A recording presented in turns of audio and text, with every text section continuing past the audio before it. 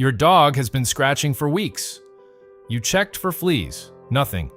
You switched shampoos, still nothing. Maybe you even did a round of antihistamines from the vet. The scratching keeps coming back. The fur around his paws is starting to look thin. His coat isn't shiny anymore. And you're starting to wonder if something is actually wrong. What if the real problem isn't something landing on your dog's skin, but something your dog is eating every single day? That's exactly what this video is about. Welcome to the Dog Talk. Food allergies in dogs are one of the most misdiagnosed conditions in veterinary medicine.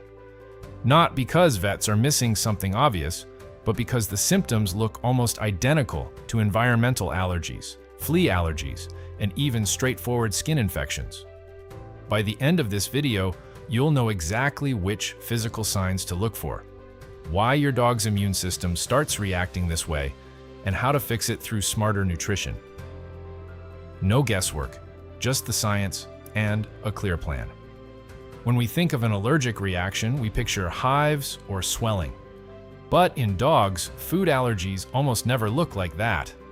The presentation is quieter, and that's exactly why it goes unnoticed for months, sometimes years.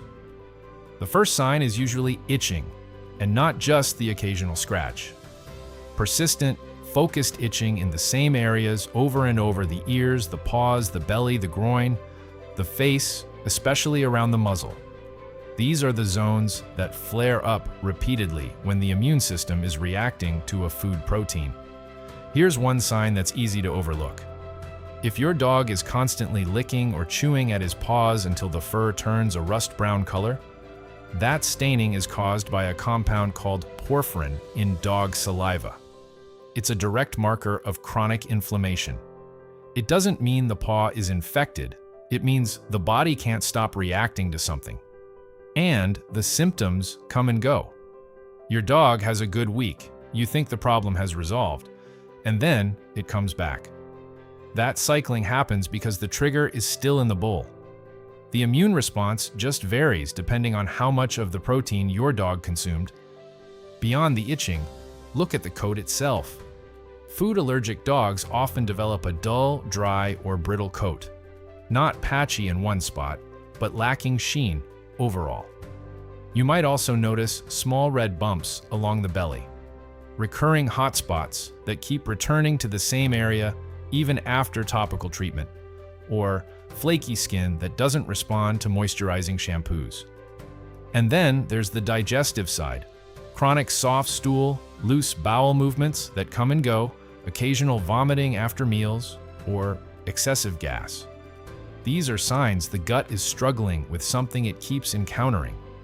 When you see skin issues and digestive symptoms appearing together, that combination is a significant clinical red flag.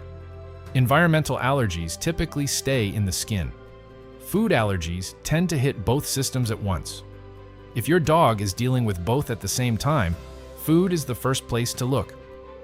To understand what's actually happening, you need to know something about where your dog's immune system lives. Roughly 70% of it sits inside the digestive tract, embedded in the gut lining. It's constantly sampling everything that passes through, deciding what's food and what's a threat. In a dog with a food allergy, the immune system has made a mistaken identification. It has tagged a specific food protein as dangerous and started producing antibodies against it. The proteins most commonly involved are beef, dairy, chicken, wheat, eggs, and soy. Not because these are inherently harmful foods, but because they're the proteins dogs are most frequently exposed to over long periods of time.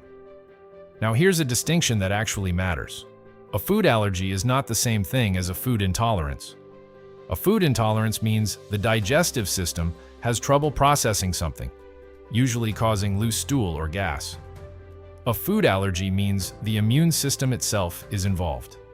Antibodies are being produced. Every time that flagged protein shows up, the immune system fires a response. That response triggers the release of histamine and other inflammatory compounds. In humans, histamine typically heads to the respiratory system. In dogs, it goes primarily to the skin. That's why your dog itches instead of sneezes. And here is where the timeline becomes important. Over time, repeated immune activation leads to sensitization. The body becomes increasingly reactive to smaller and smaller amounts of the trigger protein. A dog that tolerated chicken without any issue for years can develop a genuine allergy to it after extended exposure as a daily ingredient. This is also why switching flavors within the same food line often produces no improvement. If the core protein source stays the same, the immune system keeps reacting to it, regardless of what the packaging says on the front. Before you change anything your dog eats, it's worth knowing that blood allergy panels and skin prick tests for dogs carry a high rate of false positives. Veterinary dermatologists consistently flag these tests as unreliable when used in isolation. The only method that veterinary science consistently considers reliable for confirming a food allergy is a dietary elimination trial. Here's how it works. You feed your dog a single protein source and a single carbohydrate source that they have never eaten before. A novel protein, something like venison, rabbit, or duck, paired with a plain carbohydrate like potato or pea. No treats outside the trial diet, no flavored supplements, nothing else goes in. You hold this for a minimum of 8 weeks, ideally 12. If symptoms improve or resolve, you have strong evidence. To confirm, you reintroduce the original diet. If symptoms return within 2 weeks, the diagnosis is confirmed. Getting the transition right matters just as much as the trial itself.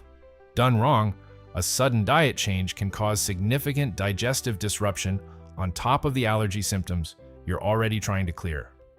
The dietary fix has 2 phases. The first is calming the gut down. The second is removing the trigger permanently. Phase 1 is the bland recovery diet, and it runs for the first 5 to 7 days. Start with a bland, easily digestible diet. Lean, plain protein, such as boiled turkey or boiled white fish, combined with plain white rice. No seasoning, no additives, no extra supplements during this phase. The goal is to reduce active gut inflammation and give the digestive system a clean baseline before the elimination trial begins. Phase 2 is the novel protein elimination diet, and it runs from week 2 through week 12.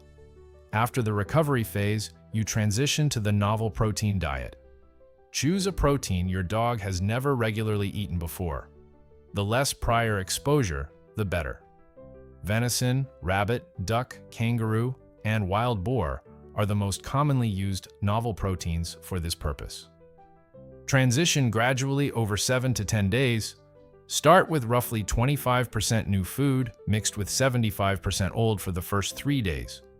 Move to 50-50 by day 4, then 75% new food by day 7, fully transitioned by day 10. One addition worth making once the gut has stabilized is omega-3 fatty acids, not to mask the allergy, but because chronic skin inflammation damages the skin barrier over time, and omega-3s support barrier repair from the inside out. Plain sardines packed in water or a fish oil appropriate for dogs with no added ingredients are reliable sources. Once the 12-week trial is complete and symptoms have cleared, you can begin reintroducing individual ingredients one at a time, with 2 weeks between each addition to pinpoint exactly which protein was driving the reaction. So now you know what food allergies actually look like in dogs, how the immune system generates that response inside the gut, and how to use a structured elimination trial to find and remove the trigger for good. If your dog is showing more than one of these signs right now, bring this information to your next vet appointment. It gives you a starting point for a real conversation, and your vet can guide the elimination trial alongside you. If this was useful, subscribe to the Dog Talk. We cover dog health and nutrition like this every week, and you don't want to miss the next one. And if you want to understand what a genuinely complete and balanced diet looks like for dogs, beyond just allergy management, that video is on screen now.